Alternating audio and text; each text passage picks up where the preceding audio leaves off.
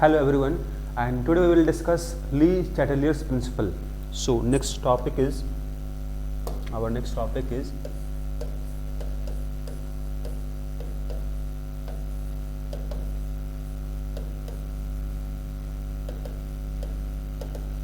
principle. What is the meaning of this principle? इसका meaning क्या होगा, कहाँ यूज़ करेंगे हम, उसको पहले हम समझेंगे यहाँ पर ही. ठीक है, जैसे मान लो अगर कोई रिएक्शन इक्विलिब्रियम पे पहुँच चुका है. ठीक है, अगर इक्विलिब्रियम पे पहुंचने के बाद हम बता चुके हैं आपको कि all measurable properties become constant, चाहे उसका प्रेशर हो चाहे कंसंट्रेशन हो, ऑल बिकम कांस्टेंट. ठीक है, अब अगर हम इक्विलिब्रियम कंडीशन पहुंच चुका है, उसके बाद अगर हम कोई चेंज कर दे रिएक्शन में, कुछ ऐड कर दे बाहर से, कुछ निकाल ले वहाँ से, तो कंसंट्रेशन चेंज हो सकता है. अगर कुछ निकाल ले रिएक्टेंट प्रोडक्ट में, कुछ बाहर निकाल दे तो चेंज होगा, या कुछ ऐड कर दे बाहर से तो कुछ चेंज आएगा. तो अगर हम डिस्टर्ब कर दे इक्विलिब्रियम को, तो रिएक्शन जो होगा, जो सिस्टम होगा, वो फिर से इक्विलिब्रियम पहुंचने की कोशिश करेगा. तो वहाँ रिएक्शन, जो नेट रिएक्शन जो आपका पहले रेट बराबर हो चुका था फॉरवर्ड बैकवर्ड रिएक्शन का, अब क्या होगा, एक खास डायरेक्शन में रिएक्शन जाएगा, या तो फॉरवर्ड या तो बैकवर्ड जाएगा, ताकि फिर से रिएक्शन इक्विलिब्रियम पहुँचेगा. क्यों? क्योंकि हर रिएक्शन का टेंडेंसी होता है टू रीच इक्विलिब्रियम, क्योंकि इक्विलिब्रियम पे रेट बराबर हो जाता है फॉरवर्ड बैकवर्ड का. तो कोई रिएक्शन को अगर डिस्टर्ब करो इक्विलिब्रियम पे, आप कुछ ऐड कर दो, कुछ हटा दो, टेम्परेचर बढ़ा दो, टेम्परेचर घटा दो, तो रिएक्शन फिर से इक्विलिब्रियम जाने की कोशिश करेगा और फिर से पहुंचता भी है, फिर से पहुंचेगा इक्विलिब्रियम. तो इक्विलिब्रियम पहुंचने के लिए उसका it can either go forward direction और बैकवर्ड डायरेक्शन. वही हम यहाँ पता लगाएंगे with the help of Le Chatelier's principle. Okay, जैसे मान लेते हैं अपना, सपोज ये हाथ है. अगर हम मानते हैं कि ये हाथ सपोज मेरा, this is our equilibrium position for example है. तो अगर सपोज कोई फोर्स लगाता है ऊपर से, इसको नीचे करने की कोशिश करता है, ठीक है, तो मेरा हाथ जो है वो फिर से पहुंचना चाहेगा इक्विलिब्रियम. उसके लिए इसको नीचे से कुछ फोर्स लगाना होगा और फिर से ऊपर आएगा, ये जहाँ था वहाँ आएगा. मतलब वही बोल रहे हैं आपको हम कि अगर इक्विलिब्रियम डिस्टर्ब करोगे तो फिर से इक्विलिब्रियम पहुँचेगा, है ना. कैसे पहुँचेगा? जैसे ये अपने पास, ये सपोज मान लेते हैं this is our equilibrium position, मेरा हाथ का ये अपना इसी स्टेट में स्टेबल है, ये this is our equilibrium position. अगर कोई इसको फोर्स लगा के नीचे कर दे तो फिर से मेरा हाथ जो है खुद से इस तरह से चेंज होगा, अपने आप चेंज करेगा, फिर से ऊपर जाएगा ये. So again it will reach equilibrium. ठीक है, तो जो भी चेंज आया था उसका उल्टा डायरेक्शन में अब रिएक्शन होगा या फिर चेंज होगा. ठीक है, मतलब जो भी चेंज हुआ था उसको रिड्यूस किया जाएगा. ओके, तो यहाँ बोलोगे आप according to Le Chatelier's principle, change in any of the factors that determine equilibrium condition will cause the system to change in such a direction so as to counteract और reduce the effect of the change. एक बार हम चाहते हैं कि आप जरूर से, इस प्रिंसिपल बहुत ही इंपॉर्टेंट है, तो इसको आपको याद रखना है और इसको यूज़ करने आपको आना चाहिए. तो हम आपको यूज़ करना भी सिखाएंगे. Change in any of the factors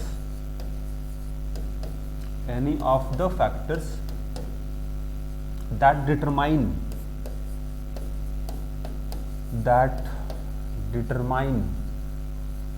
equilibrium condition of a system will cause the system to change in such a direction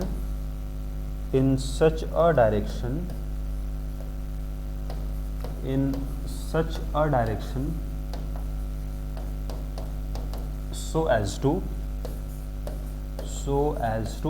counteract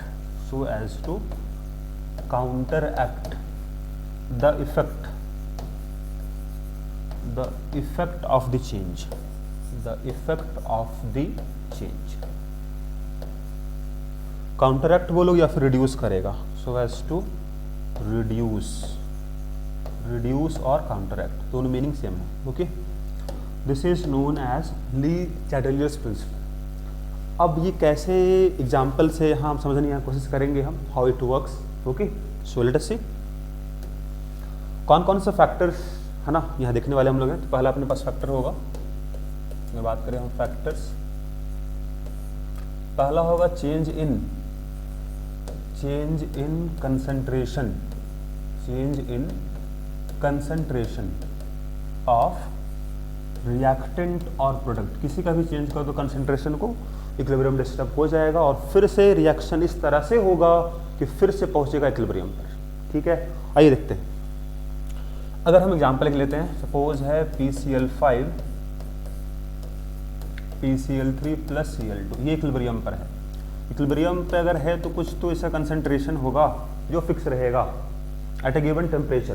तो मान लेते हैं ये 5 मोलर था इक्विलिब्रियम पर, ये मान लेते हैं 10 मोलर था इक्विलिब्रियम पर, और ये मान लेते हैं 5 मोलर था इक्विलिब्रियम पर। कुछ भी हो सकता है, हम ये मान लिए, एक रैंडम वैल्यू मान लिया। 5 मोलर था इक्विलिब्रियम पर, 10 था, 5 था। ठीक, अगर हमको निकालना पड़े इसका इक्विलिब्रियम कांस्टेंट तो हम निकालेंगे Kc, concentration of PCl3 equilibrium पर, कंसंट्रेशन ऑफ Cl2 इक्विलिब्रियम पर, कंसंट्रेशन ऑफ PCl5। ये हम आपको बता चुके हैं लिखने। तो वैल्यू पुट कर दो, कितना आएगा, तो ये 10 आएगा। चलो ठीक है। अगर हम किसी टाइम t पर कुछ यहाँ चेंज कर दे, मतलब हम कंसंट्रेशन चेंज कर दे, जो इक्विलिब्रियम पे था उसको हम चेंज कर दे, तो मान लेते हैं यहाँ पर हम suppose for example we can change here like this. मान लेते हैं कि let at a time t, at a time t, time t पे मान लो कि कंसंट्रेशन हम बढ़ा दिए PCl5 का। ठीक है, suppose concentration of PCl5 is doubled, इसको हम सपोज डबल कर दिए, बढ़ा दिए, तो डबल कर दिए तो अब इक्विलिब्रियम पे नहीं रहेगा, इक्विलिब्रियम डिस्टर्ब हो चुका। अब फिर से रिएक्शन किस डायरेक्शन में होगा वो हमको पता लगाना है। देखिए, तो टाइम t पे अगर हम बात करें तो कंसंट्रेशन क्या होगा PCl5 का, पहले जो 5 था अब हो चुका है 10। बाकी यहाँ तो कोई चेंज किए नहीं अभी हम, तो टाइम t पे हम सोच रहे हैं t तो वही रहेगा 10 और Cl2 वही रहेगा 5। ये कंसंट्रेशन कब हम बात कर रहे हैं, टाइम t पर। तो हमको अगर पता लगाना है किधर रिएक्शन जाएगा तो उसके लिए हम बताए हैं आपको, to find direction of reaction, क्यों निकालो आप, रिएक्शन क्वोशेंट टाइम t पर, वही काम करना है, फॉर्मूला वही रहेगा PCl3 Cl2 और PCl5। टाइम t पर कंसंट्रेशन सबका मालूम है आपको, लिख चुके हो आप, 10 × 5/10, तो 10 कैंसिल हुआ तो कितना आएगा, 5 आएगा। आपको हम बता चुके हैं, क्या बताए हैं कि अगर Q का वैल्यू आए कम K से, क्या बोलोगे आप, किधर रिएक्शन होगा, नेट रिएक्शन किधर होगा। अगर बराबर होता तो इक्विलिब्रियम पे होता, लेकिन बराबर अगर नहीं है तो इक्विलिब्रियम पर नहीं है।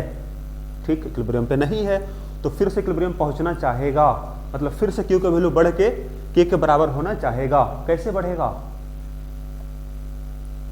Q फॉर्मूला ये था, कैसे बढ़ेगा QC, जब ये दोनों बढ़ेगा ये घटेगा, ये दोनों बढ़ेगा कैसे, जब रिएक्शन फॉरवर्ड में जाएगा तब तो कंसंट्रेशन बढ़ेगा और ये घटेगा। ठीक है, तो रिएक्शन फॉरवर्ड में होगा तो यहाँ से हम पता लगा लिए कौन सा रिएक्शन होगा, इसके लिए फॉरवर्ड रिएक्शन होगा। ये हम डिस्कस पहले भी कर चुके हैं। ठीक है, अगर Q कम होता है तो फॉरवर्ड रिएक्शन होता है। तो अब चलो हम Q निकाल के यहाँ चेक किए, लेकिन अगर कोई बोले बिना Q निकाले आप चेक करो तो भी हम कर सकते हैं। देखो, by using directly Le Chatelier principle, उसको समझो आप। क्या बोला गया यहाँ पर आपको, change in any of the factors that determine equilibrium condition. Equilibrium condition पे सब कांस्टेंट था, ये सब कंसंट्रेशन अपना कांस्टेंट था। ठीक है, अगर कुछ भी यहाँ चेंज करोगे तो रिएक्शन फिर से इस तरह से होगा कि जो इफेक्ट आया था उसको कम करना चाहेगा, रिड्यूस करेगा, काउंटरएक्ट करेगा। तो आप बताओ, अगर इसको बढ़ाए थे, डबल किए थे, तो रिएक्शन क्या चाहेगा, उसको कम करना। अगर आप रिएक्टेंट को बढ़ाए थे तो रिएक्शन चाहेगा उसको कम करना। तो कम कैसे होगा रिएक्टेंट, अगर फॉरवर्ड में रिएक्शन होगा तब तो ये कम होगा, कंज्यूम होगा तो ये कम होगा। तो फॉरवर्ड में आ रहा है वैसे भी, या तो आप ली चैटरजी प्रिंसिपल से सोच लो या फिर क्यू निकाल के आप चेक कर लो, लेकिन ज़्यादा आपके लिए आसान होगा कि आप according to Le Chatelier principle directly आप सोचो। एक बार आप ये एक बार शुरू में निकाल के देख लो क्या इसको कैसे मैथमेटिकली आपका आ रहा है आंसर, और फिर डायरेक्टली आप यूज़ कर सकते हो Le Chatelier's principle. Okay, no problem. अब इसको हम समराइज कर लेते हैं एक साथ। तो समराइज यहाँ पर ये करने वाले हम लोग हैं, देखो कि अगर रिएक्टेंट का कंसंट्रेशन बढ़ाओगे, अगर रिएक्टेंट कंसंट्रेशन अगर बढ़ाया जाएगा तो किधर रिएक्शन होगा? फॉरवर्ड की तरफ तभी कंज्यूम होगा और कम होगा। तो नेट रिएक्शन किधर होगा? फॉरवर्ड डायरेक्शन में होगा। नेट रिएक्शन का डायरेक्शन बता रहे हैं, ठीक है। नेट रिएक्शन क्या होगा? फॉरवर्ड रिएक्शन होगा। ओके, अगर रिएक्टेंट को कम कर दिया जाए, कंसंट्रेशन अगर कम कर दो, किधर जाएगा? इसका उल्टा, बैकवर्ड रिएक्शन होगा। नेट रिएक्शन बैकवर्ड रिएक्शन होगा, नो प्रॉब्लम। अगर आप प्रोडक्ट को बढ़ा दो तो क्या होगा? तो प्रोडक्ट कम किधर होगा? बैकवर्ड रिएक्शन होगा तब। तो क्या हो जाएगा? बैकवर्ड रिएक्शन होगा, बैकवर्ड रिएक्शन होगा। अगर प्रोडक्ट को कम कर दे, प्रोडक्ट निकालना शुरू कर दे, बाहर करना शुरू कर दे, कम कर दे, तो फॉरवर्ड रिएक्शन होगा और आगे जाएगा रिएक्शन और बनेगा प्रोडक्ट, ठीक है। So this is very very important result, ठीक है। पहला डिस्कस हो चुका है, change in concentration of reactant और प्रोडक्ट। दूसरा अगर बोला जाए, अपने पास है चेंज इन प्रेशर और वॉल्यूम। तो गैस के लिए अगर बात करें हम, फॉर गैस अगर बात करें हम, तो P प्रोपोर्शनल टू 1/V होता है। ये तो हम पता है हमको बॉयल्स लॉ से। At constant temperature and amount of gas, अगर कांस्टेंट है तो रिलेशन इन्वर्सली का होता है, नो प्रॉब्लम। मतलब अगर प्रेशर बढ़ेगा मतलब वॉल्यूम कम हुआ होगा, अगर प्रेशर कम हुआ मतलब वॉल्यूम बढ़ा होगा। तो एग्जाम्पल एक यहाँ पर देख लेते हैं, ठीक है। जैसे मान लो रिएक्शन थोड़ी देर के लिए हम वही ले रहे हैं, PCl3 प्लस Cl2। मान लेते हैं इक्विलिब्रियम पर वही लेते हैं, 5 मोलर था, 10 मोलर था, और मान लेते हैं 5 मोलर था, नो प्रॉब्लम। सब गैस था, ये पता ही हम लोग को, सब गैस के फॉर्म में था। अगर किसी टाइम टी पे मान लो हम वॉल्यूम को कम कर दे, मतलब जिस कंटेनर में सब गैस होगा, सभी गैस एक कंटेनर में ही रहेगा। सपोज ये अपने पास कंटेनर है, वॉल्यूम V है, सबका सब इसी में था, सबका सब गैस इसी में था, ठीक। अगर मान लेते हैं वॉल्यूम को हम कम कर दे, हाफ कर दे, वॉल्यूम अगर कम करेंगे तो प्रेशर बढ़ जाएगा, ठीक है। तो हम ये सब कुछ मान ही ले रहे हैं, लेट, क्या बोल रहे हैं आपको हम, volume of container is reduced. अगर इसको आप रिड्यूस करें हैं, इसका मतलब प्रेशर क्या होगा? प्रेशर अगर हम बात करें तो प्रेशर बढ़ गया होगा। तो प्रेशर ऑफ, बोल सकते हो यहाँ पर आप इच कंपोनेंट, मतलब पार्शियल प्रेशर बात हो रहा है, हर एक का पार्शियल प्रेशर, ठीक है, विल इंक्रीज, बढ़ेगा, इसमें कोई प्रॉब्लम किसी को नहीं, विल इंक्रीज, ठीक है। तो अगर बढ़ेगा, बताओ तो किधर रिएक्शन जाएगा? अब रिएक्शन किस तरफ होगा कि फिर से इक्विलिब्रियम पहुंचना चाहेगा? अगर प्रेशर बढ़ा है, ठीक है, किधर रिएक्शन जाएगा? जिधर प्रेशर कम होना चाहेगा। किधर प्रेशर कम होगा? आपको पता है pressure depends on number of gaseous molecules. जिधर ज़्यादा गैस मॉलिक्यूल बनेगा उधर प्रेशर बढ़ेगा, जिधर कम गैस मॉलिक्यूल है उधर प्रेशर घटेगा। तो बताओ किधर कम गैस मॉलिक्यूल है? रिएक्टेंट तरफ एक गैस मॉलिक्यूल है, प्रोडक्ट तरफ 2 गैस मॉलिक्यूल है। तो गैस मॉलिक्यूल कम इधर है, तो अगर प्रेशर बढ़ा है तो रिएक्शन किधर होगा? जिधर कम गैस मॉलिक्यूल है, मतलब बैकवर्ड रिएक्शन होगा, तब तो ये बनेगा, मतलब कम गैस मॉलिक्यूल बनेगा तो प्रेशर कम होगा। तो यहाँ आप लिख लोगे और pressure depends on number of gases molecules, so with increase in pressure reaction will shift in such a direction where less number of gas molecules will form। मतलब उस तरफ रिएक्शन जाएगा जिधर कम गैस मोलिक्यूल बनेगा, तब कम प्रेशर होगा।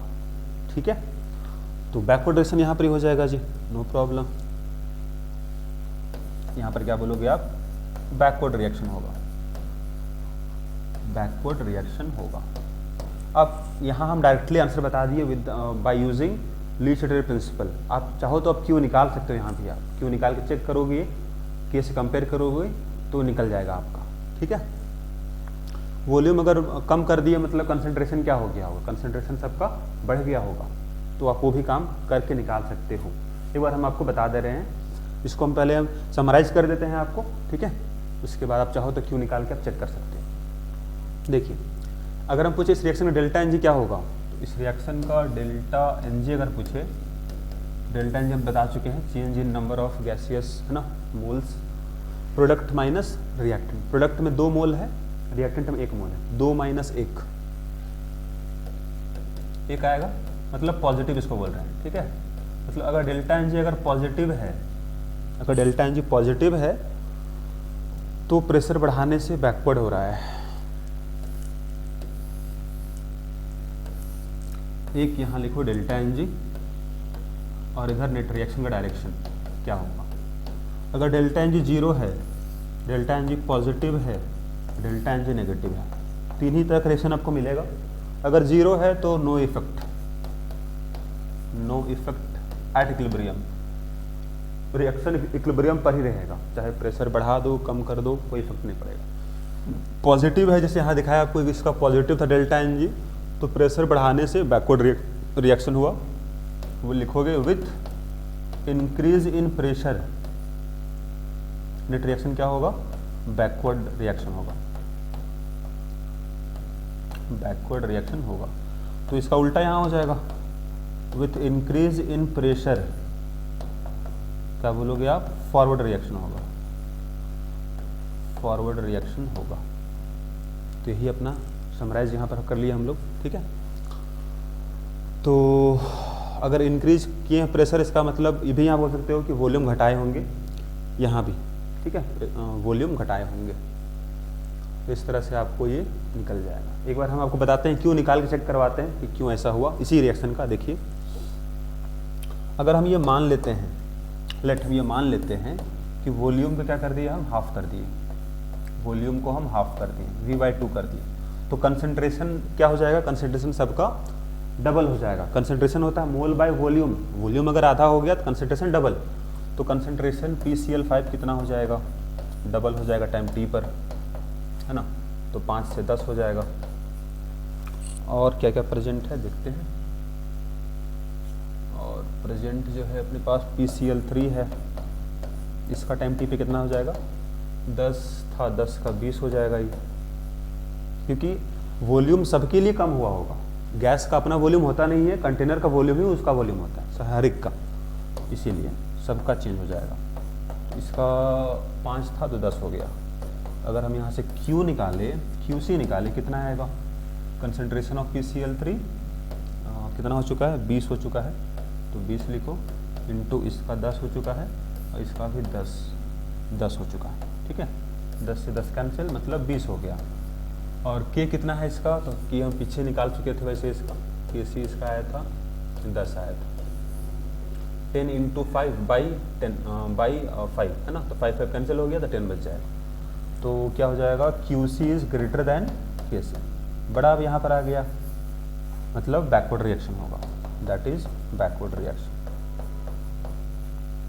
Backward reaction होगा, जो हम डायरेक्टली बता भी चुके थे आपको according to Lee Chatelier principal. ठीक है, या तो आप क्यों निकाल के चेक करो मैथमेटिकली, या फिर डायरेक्टली आप अप्लाई कर लो ली चैटरियर प्रिंसिपल, तो आंसर आ जाएगा। Okay,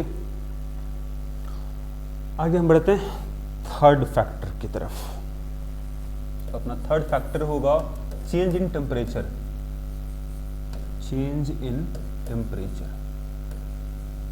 change in temperature,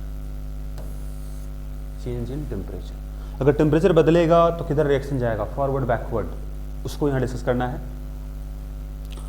discuss करने से पहले एक बात जो यहाँ हम लोग को नोट करना है, जो पीछे हम डिस्कस किया आपको कि चेंज इन कंसंट्रेशन, वॉल्यूम और प्रेशर, अगर कुछ भी अगर चेंज कर रहे हो आप तो क्यों चेंज होगा, के रिमेन कांस्टेंट, के only depends on temperature for given reaction. Reaction अगर दिया हुआ है तो केवल टेम्परेचर बदलेगा तो ही के बदलता है, के कांस्टेंट रहता है, क्यों बदलता था, ठीक है। लेकिन यहाँ पर अगर हम बात करें, अगर टेम्परेचर ही बदल दोगे आप तो इक्विलिब्रियम कांस्टेंट ही बदल जाएगा, कम या ज़्यादा हो जाएगा, तो उसके अकॉर्डिंग रिएक्शन को हम देख लेंगे, ठीक है। तो यहाँ लिखोगे आप नोट करके, with change in concentration, pressure और volume only reaction quotient will change but equilibrium constant remain constant, full stop. But with change in temperature equilibrium constant will change, okay. तो यहाँ आप देखो जी, आपको मैं रिलेशन वैसे बता चुके हैं इक्विलिब्रियम कांस्टेंट का टेम्परेचर के साथ, ओके। लेकिन हम डायरेक्टली यहाँ बताते हैं पहले आपको कि type of reaction based on heat absorb release, है ना। तो रिएक्शन दो तरह का होता है, एक होता है आपका एंडोथर्मिक रिएक्शन, ये जानना आपके लिए ज़रूरी है, तभी हम ये डिस्कस कर पाएंगे। वैसा रिएक्शन जहाँ हीट एब्जॉर्ब होगा, हीट एब्जॉर्ब होगा, बढ़िया। अब हीट एब्जॉर्ब होगा मतलब डेल्टा एच को लिखेंगे हम पॉजिटिव, मतलब it can be 5 joule plus 5 joule plus 10 joule per mole, है ना। तो ये दिया रहता है क्वेश्चन में जी, तो इसको याद रखना नहीं, दिया रहता है, हर एक रिएक्शन का अपना अपना वैल्यू होता है। कितना हीट एब्जॉर्ब किया, तो प्लस 5 मतलब 5 जूल एब्जॉर्ब किया, प्लस 10 मतलब 10 जूल एब्जॉर्ब किया, तो पॉजिटिव में दिया रहता है डेल्टा एच, मतलब समझेंगे रिएक्शन क्या होगा, इंडोथर्मिक होगा, हीट एब्जॉर्ब करेगा। लेकिन अगर कोई रिएक्शन एक्सोथर्मिक है, एक्सोथर्मिक रिएक्शन, तो क्या होगा, हीट रिलीज करेगा, उसका उल्टा हीट रिलीज करेगा। अब हीट रिलीज करेगा मतलब डेल्टा एच क्या लिखाओगे आप, नेगेटिव साइन के साथ रहेगा, दैट इज जैसे -5 जूल हो गया, ऐसा कुछ, ठीक है, नेगेटिव में रहेगा, मतलब एक्सोथर्मिक रिएक्शन हुआ। यही अपने पास रिएक्शन दो तरह का हो सकता है। और जनरली बोलोगे कि हर रिएक्शन, कोई भी रिएक्शन अगर है तो या तो हीट एब्जॉर्ब या तो हीट रिलीज करेगा, ऐसा कोई रिएक्शन नहीं होता है जहाँ हीट चेंज नहीं होता है, ठीक है, हीट एब्जॉर्ब या रिलीज होता ही है। तो अब अगर हम एक एग्जाम्पल लेके देखें, सपोज हम एग्जाम्पल ले रहे हैं फॉर्मेशन ऑफ अमोनिया का, this is example of exothermic reaction.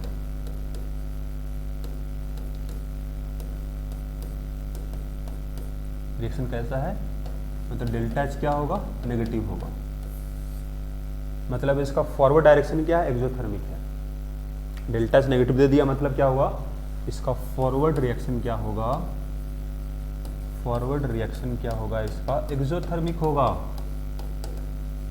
Exothermic होगा। तो बैकवर्ड रिएक्शन का नेचर क्या होगा, इसका उल्टा, फॉरवर्ड रिएक्शन। अगर एक्सोथर्मिक था तो बैकवर्ड क्या होगा, इंडोथर्मिक होगा, इंडोथर्मिक होगा। सिंपल सा है जी, अगर N2 + H2 रिएक्शन करके ये बन रहा है और वहाँ हीट अगर रिलीज कर रहा है, तो अगर बैकवर्ड जाएंगे, इसको तोड़ेंगे हम, ये दोनों को अलग अलग करेंगे हम, तोड़ने के लिए हीट देना होगा, टूटेगा तो फिर इंडोथर्मिक हुआ, ठीक है। तो फॉरवर्ड रिएक्शन अगर एक्सोथर्मिक है तो डेल्टा एच नेगेटिव हम यहाँ लिख देते हैं, ओके। ये आपको बस ध्यान में आपको रखना है इसके बारे में, ठीक है, कि बैकवर्ड क्या होगा, इंडोथर्मिक हो जाएगा। अब देखो, अगर हम टेम्परेचर बढ़ा दें, अगर हम टेम्परेचर को बढ़ा दें किसी टाइम पर, किधर रिएक्शन जाएगा, फॉरवर्ड की बैकवर्ड। अगर टेम्परेचर बढ़ा दे तो रिएक्शन का खुद का टेंडेंसी क्या होगा, टू डिक्रीज द टेम्परेचर। कैसे कम करेगा टेम्परेचर को, bye absorbing heat. Absorbing heat, absorb heat किधर होगा, तो जिधर बैकवर्ड रिएक्शन होगा, मतलब इंडोथर्मिक मतलब बैकवर्ड रिएक्शन, इंडो मतलब एब्जॉर्ब करता है ना, तो एंडोथर्मिक होगा, उधर ही हीट एब्जॉर्ब होगा, तब टेम्परेचर कम होगा।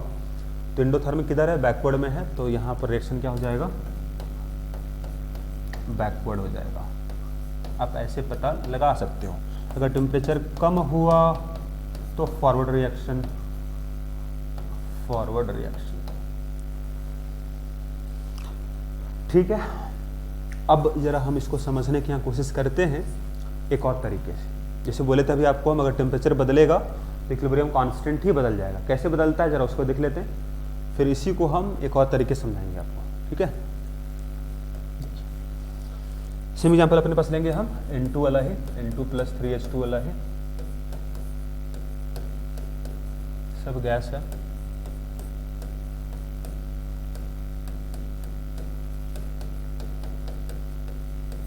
हाँ जी, तो अगर हम बोले, एक पॉइंट यहाँ लिखेंगे हम, 2 पॉइंट। पहला पॉइंट होगा for exothermic reaction, for exothermic reaction, for exothermic reaction, exothermic reaction equilibrium constant will decrease with increase in temperature. Relation है ना, उल्टा देख रहे हो आप। For endothermic, for endothermic reaction equilibrium constant will increase with increase in temperature. मतलब अगर बढ़ेगा टेम्परेचर तो के भी बढ़ेगा, एंडोथर्मिक का, लेकिन एक्सो का उल्टा होता है। चलो अब बात करते हैं इसके लिए। रिएक्शन एक्सोथर्मिक था, अगर टेम्परेचर बढ़ाया तो किधर जाएगा, इसके बढ़ाने से क्या हुआ, के कम हो गया होगा क्योंकि एक्सोथर्मिक था।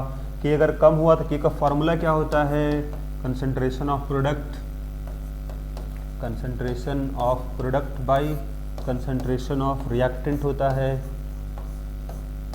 तो आप सिंपल सोचो कि के को कम करना है, के कैसे कम होगा, के कैसे कम होगा, जब ये कम होगा ऊपर वाला और ये बढ़ेगा, तो कम किधर होगा, अगर बैकवर्ड रिएक्शन होता तब तो ये कम होगा, कंज्यूम होगा तभी कम होगा, तो बैकवर्ड रिएक्शन होगा। तो यही तो हम बताए थे पीछे भी आपको कि बैकवर्ड रिएक्शन होगा, बैकवर्ड रिएक्शन होगा। ठीक, अब यहाँ भी हम एक बार एक्सो हम बता दें आपको, एंडो को आप बना सकते हो, कोई दिक्कत आपको नहीं होगा। ठीक है, तो बस इस पॉइंट को याद रखो, या फिर आप पीछे जो हम बताए थे आपको डायरेक्टली, अगर आप भूल जाते हो किसी कारणवश तो पीछे वाला तरीका बताए तो वहाँ से आप बता सकते हो। ठीक है, तो आगे हम बात करते हैं, आपका 4th नंबर हो जाएगा addition of inert gas. Inert gas का मतलब हो जाएगा हीलियम, मतलब नोबल गैसेस है ना, हीलियम, नियॉन, आर्गन। ठीक है, अगर इसको आप ऐड कर दो तो क्या होगा देखते हैं। पहले हम सोचते हैं eight constant volume, eight constant volume अगर आप ऐड कर दो इनर्ट गैस को तो बोलोगे नो चेंज इन इक्विलिब्रियम, कोई चेंज नहीं आएगा, इक्विलिब्रियम पर ही रहेगा। ठीक है, लेकिन अगर आप ऐड करो एट कांस्टेंट प्रेशर में तो यहाँ आपको चेंज दिखेगा। क्या चेंज दिखेगा, पहले उसको हम लिखते हैं, फिर हम इसको एक्सप्लेन करेंगे आपको एग्जाम्पल की मदद से। तो ये भी डिपेंड करेगा रिएक्शन का डेल्टा Ng पर, 0 है, पॉजिटिव है कि नेगेटिव है। 0 में तो नो चेंज, आप ऐड करो नोबल गैस, कोई चेंज नहीं होगा ना। लेकिन अगर डेल्टा Ng पॉजिटिव है तो उस केस में क्या होगा, फॉरवर्ड रिएक्शन होगा, फॉरवर्ड रिएक्शन होगा, और डेल्टा Ng अगर नेगेटिव है तो बैकवर्ड रिएक्शन होगा। अब इस बात को हम प्रूफ करते हैं कैसे। ठीक है, नेट रिएक्शन अगर बात करें हम तो यहाँ पर ही नेट रिएक्शन नहीं हो पाएगा, will be at equilibrium, at equilibrium. ठीक है, इक्विलिब्रियम पर ही रहेगा। पहले हम इसको बात करते हैं क्यों यहाँ चेंज नहीं हुआ, फिर इसमें आएंगे हम। तो पहले इसको सोचो आप, जैसे मान लेते हैं कि अगर हम सोच रहे हैं पहला एट कांस्टेंट वॉल्यूम। अगर आप सपोज रिएक्शन वही लेते हैं फिर से, ये अपना रिएक्शन था, इक्विलिब्रियम पे मान लेते हैं कंसंट्रेशन इसका 5 मोलर था, 10 था और ये 5 था। तो आप सिंपल बताओ, अगर आप इसमें ऐड कर दो let 5 mole of helium added, है ना, एट कांस्टेंट वॉल्यूम, मतलब वॉल्यूम नहीं चेंज होना है, ठीक है, ऐड कर दिए तो क्या होगा? अगर 5 मोल गैस को ऐड कर दिए हीलियम को, तो इन लोग तो रिएक्शन करने वाला है नहीं इसके साथ, तो रिएक्शन करेगा नहीं, तो इन लोग का कंसंट्रेशन चेंज होगा नहीं, मोल चेंज होगा नहीं, जो है 5 मोलर वही रहेगा, वही रहेगा, वही रहेगा, ठीक, क्योंकि वॉल्यूम भी चेंज नहीं हो रहा है। कंसंट्रेशन जो अपने पास है, कंसंट्रेशन डिपेंड किस पे करता है? मोल बाय वॉल्यूम पे। इसका मोल भी कांस्टेंट रहेगा क्योंकि रिएक्शन किया नहीं, और वॉल्यूम भी चेंज नहीं हो रहा है, मतलब कंसंट्रेशन कांस्टेंट रहेगा, मतलब QC इक्वल टू, मतलब QC चेंज होगा नहीं, QC इक्वल टू KC ही रहेगा, कोई दिक्कत नहीं। अब जरा हम सोच लेते हैं, चलो Q चेंज नहीं हुआ, QC चेंज नहीं हुआ, व्हाट अबाउट प्रेशर? अगर कांस्टेंट वॉल्यूम पे आप ऐड कर रहे हो, कोई चीज़ को ऐड कर दे रहे हो कंटेनर में, ये अपना कंटेनर था, वॉल्यूम मान लेते हैं कांस्टेंट, और यहाँ अगर आप ऐड कर दिए हीलियम को, पहले से यहाँ कौन कौन था? PCl5 था, PCl3 था और Cl2, तीनों गैस था प्रेजेंट इसी कंटेनर में, वॉल्यूम भी रहा होगा। अगर इसमें कुछ ऐड कर दो आप, इसमें अगर कुछ ऐड कर दो हीलियम को, तो अगर आप वॉल्यूम चेंज नहीं हो रहा है और मोल को आप बढ़ा रहे हो कंटेनर में, गैस का मोल को, तो प्रेशर बढ़ा होगा, यही ना हुआ होगा। क्योंकि पता है आपको PV इक्वल टू क्या होता है? nRT होता है, टेम्परेचर कांस्टेंट है, R कांस्टेंट है, ठीक है, वॉल्यूम भी कांस्टेंट है, तो P और इसमें रिलेशन यही है अपने पास, देख लो कि अगर मोल बढ़ा रहे हो आप तो प्रेशर बढ़ा होगा, चलो ठीक है, तो प्रेशर बढ़ा होगा। तो आप जरा फिर से यहाँ सोच के हम देख लेते हैं, अगर प्रेशर भी बढ़ा तो व्हाट अबाउट Kp, है ना, देखो जी, अगर मोल बढ़ाए हैं तो क्या होगा? टोटल प्रेशर बढ़ा होगा, टोटल प्रेशर इंक्रीज करेगा, लेकिन पार्शियल प्रेशर चेंज नहीं करेगा। लेकिन पार्शियल प्रेशर अगर हम बात करें हर एक गैस का, ऑफ ईच गैस, रिएक्टेंट या प्रोडक्ट जो भी था, कांस्टेंट रहेगा। कांस्टेंट क्यों रहेगा, जरा ये भी सोच लो। पार्शियल प्रेशर का फॉर्मूला क्या होता है? पार्शियल प्रेशर या तो आप निकाल सकते हो इस तरह से, देखो पार्शियल प्रेशर का फॉर्मूला एक बताया जाता है, पार्शियल प्रेशर ऑफ गैस अगर हम बात करें तो आप निकाल सकते हो total pressure into mole fraction, mole fraction of the gas, ठीक, यही अपना फॉर्मूला आता है। तो आप सिंपल से देखो, ये कांस्टेंट क्यों रहेगा पार्शियल प्रेशर? क्योंकि अगर टोटल प्रेशर अगर अपना बढ़ा तो मोल फ्रैक्शन क्या हो गया होगा? कम हो गया होगा उसी रेशियो में, और दोनों मल्टीप्लाई जब करोगे ना तो पार्शियल प्रेशर कांस्टेंट ही आएगा। ये बढ़ा समझ में आ गया, क्यों कम हुआ मोल फ्रैक्शन? ये भी समझ लो आप। मोल फ्रैक्शन होता क्या है? मोल फ्रैक्शन अगर निकालना किसी गैस का आपको है तो उसका मोल ऊपर रहेगा और बाकी टोटल मोल नीचे रहेगा। टोटल मोल पूरा मिक्सचर का टोटल मोल तो बड़ा होगा ना गैस का। पहले हम अपने पास कौन कौन था? PCl5 कुछ मोल था, इसका मोल था कुछ। जब ऐड किए नोबल गैस को आप, इसका मोल तो कुछ ऐड हो गया गैस का। टोटल मोल गैस का अगर बात करें तो ये बढ़ा होगा, तो ये घट गया होगा, ठीक है। तो मोल फ्रैक्शन घटा और ये बढ़ा, तो नेट चेंज यहाँ पर ही नहीं देखने को मिलता है। या तो आप ऐसे निकाल के देख लो, या फिर वही एक तरीका अपने पास PV = nRT वाला है, आप यहाँ से भी सोच सकते हो। आप ये भी सोच के देख लो, nRT/V। देखो जी, जिसका मोल पुट करोगे ना उसी का प्रेशर यहाँ आएगा। अगर यहाँ टोटल मोल पुट करोगे टोटल प्रेशर आएगा, और अगर किसी एक का मोल पुट करोगे, अब जैसे मोल पुट करेंगे हम Cl2 का, तो Cl2 का पार्शियल प्रेशर निकल के आएगा। तो अब देखो इस फॉर्मूले में अपना T कांस्टेंट रहेगा, R कांस्टेंट है, V भी कांस्टेंट है, नंबर ऑफ मोल भी कांस्टेंट है हर एक का। इसका जितना मोल होगा उतना ही रहेगा। रिएक्शन तो कर नहीं रहा है किसी हीलियम से, मोल भी कांस्टेंट हो गया, मतलब पार्शियल प्रेशर भी कांस्टेंट हो गया। ओके, या तो आप यहाँ समझो या तो यहाँ समझो। मतलब क्या हुआ कि पार्शियल प्रेशर कांस्टेंट, इसका मतलब QP भी कांस्टेंट ही रहेगा, KP के बराबर ही रहेगा, यहाँ भी कोई चेंज नहीं, बराबर है मतलब इक्विलिब्रियम पर ही रहेगा, no change at equilibrium. Okay, तो हर वो पॉसिबल तरीके से यहाँ आपको बताए हैं आपको हम कि ना QC चेंज होगा ना QP चेंज होगा, है ना। इसीलिए बोले थे कि अगर कांस्टेंट वॉल्यूम है तो नो चेंज इन इक्विलिब्रियम। ठीक है, हम बात करते हैं दूसरा केस। एट कांस्टेंट प्रेशर अगर आप ऐड कर दो तो क्या होगा, चेंज हो रहा है, देखते हैं। अगर यहाँ सोचे हम एट कांस्टेंट प्रेशर, ठीक, ऐसे हम पीछे लिखवा चुके हैं क्या होगा, है ना। मान लेते हम रिएक्शन देख लो, एक यहाँ पर एग्जाम्पल लेके समझो।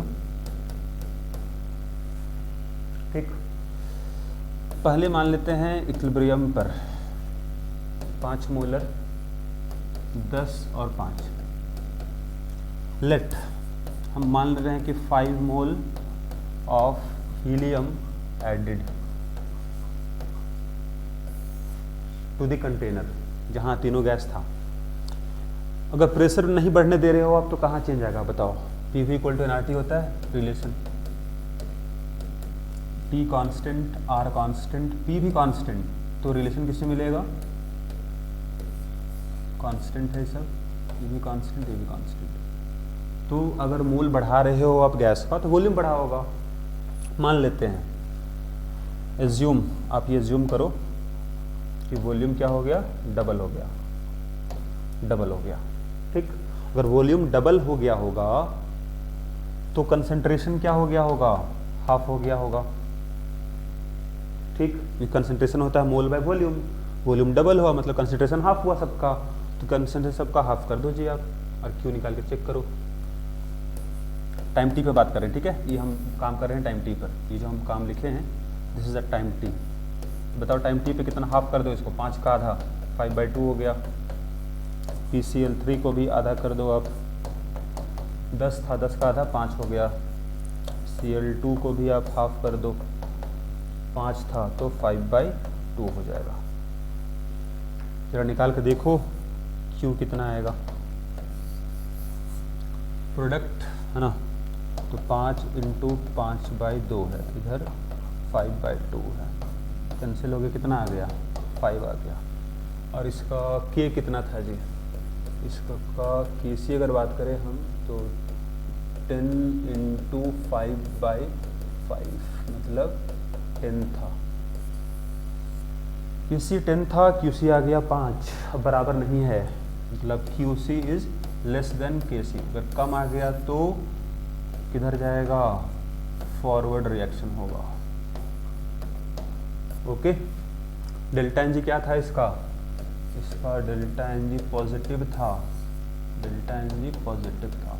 डेल्टा एन जी पॉजिटिव में फॉरवर्ड रिएक्शन होगा, डेल्टा एन जी पॉजिटिव में फॉरवर्ड रिएक्शन होगा, डेल्टा एन जी पॉजिटिव में फॉरवर्ड रिएक्शन होगा, लिख चुके हो आप। ठीक है, उल्टा इसका डेल्टा एन जी नेगेटिव हुआ तो बैकवर्ड हो जाएगा। ओके, 0 हुआ तो no change.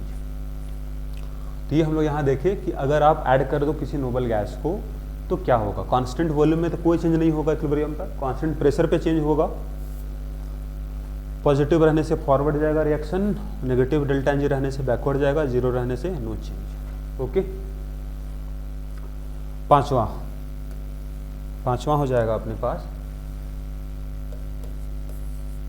Addition of catalyst, addition of catalyst. अगर आप कैटलिस्ट को ऐड कर दो, अगर आप ऐड कर दोगे कैटलिस्ट को तो क्या होगा, हम आपको पहले बता चुके हैं कैटलिस्ट काम होता है ओनली टू इंक्रीज और decrease rate of reaction, equilibrium को चेंज नहीं करता है ये। अगर आप बिना कैटलिस्ट का रिएक्शन करवा रहे हो इक्विलिब्रियम पहुंचेगा, टाइम थोड़ा ज़्यादा लगेगा। अगर आप कैटलिस्ट इस्तेमाल कर दो इक्विलिब्रियम फिर पहुंचेगा रिएक्शन, लेकिन कम टाइम पे, केवल टाइम को चेंज करता है to reach equilibrium. Equilibrium concentration में जो बनना होगा बनेगा ही, वो चेंज नहीं होता है, मतलब नो चेंज एट इक्विलिब्रियम। यहाँ बोलोगे no change at equilibrium, equilibrium पे कोई चेंज नहीं होगा। ठीक है, जो कंसंट्रेशन बनना है वही बनेगा, क्यू चेंज नहीं होगा, क्यू के बराबर ही रहेगा। ठीक है। So this is all about Le Chatelier principle. Okay, thank you.